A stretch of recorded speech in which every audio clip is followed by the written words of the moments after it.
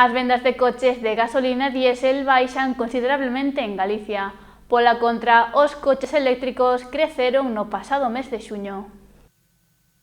Chegados ao mes de xuño, desde o sector automobilístico comezan a facer números e unha valoración das vendas neste primeiro semestre. Se ben é certo que a nivel galego as vendas reducironse considerablemente, desde Autos Dunas aseguran que aínda que se pode ver un pequeno decrecemento, manteñen un bon nivel de vendas. Mais ou menos igual ao ano pasado, non son para tirar cohetes, pero bueno, temos que ir luchando, que é o que nos dá de comer cada día. Queixarnos non nos axuda, entón, bueno, temos que seguir luchando. Así mesmo, as matriculacións en vehículos de gasolina e diésel víronse reducidos, sobre todo por aquel aumento dos carburantes, polo que se sitúan como unha segunda opción. Sí, claro, ahora mesmo o tema do aumento do carburante é o problema máis grande que temos, entón, bueno, pois a xente tamén botouse un pouquiño xa a estas novas tecnoloxías que xa están aquí ahora á volta da esquina, é o que vai un pouquiño facendo algunha venta máis. Así, a primeira das opcións agora son os coches eléctricos e os híbridos. Algúnha marca, algún modelo en concreto, sí, porque, bueno, tamén telos en stock é unha ventaxa para vendelos, en este caso. Entonces, bueno, pues a verdad que son os modelos que ahora mesmo está un poquinho vendendo algo máis.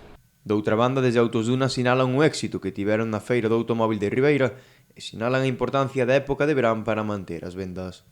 Normalmente o verán sempre é un mes bastante bo para ventas, non? Nos, a verdad que, bueno, o mes pasado fixemos un bo mes, co tema da feria que tivemos aquí do híbrido e do eléctrico e demais, e, bueno, vamos un pouquiño, pois, cubrindo o que nós tiñamos pensado.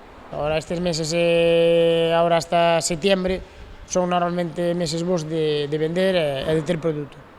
Os concesionarios aseguran que agora é un bo momento para mercar un vehículo, xa que o problema dos microchips xa está solucionado.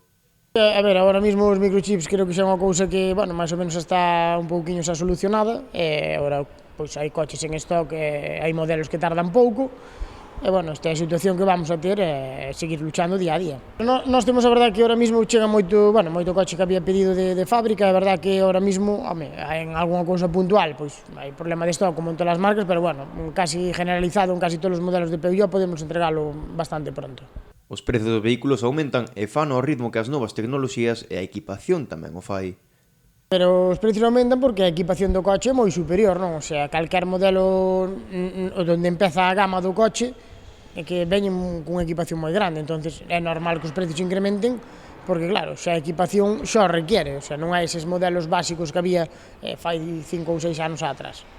A finais do semestre, o mercado español seguía dominando polos modelos de gasolina que representan o 42,8% das vendas, fronte ao 17,7% do diésel e o 39,5% aos vehículos das chamadas tecnoloxías alternativas, entre as que figuran os eléctricos.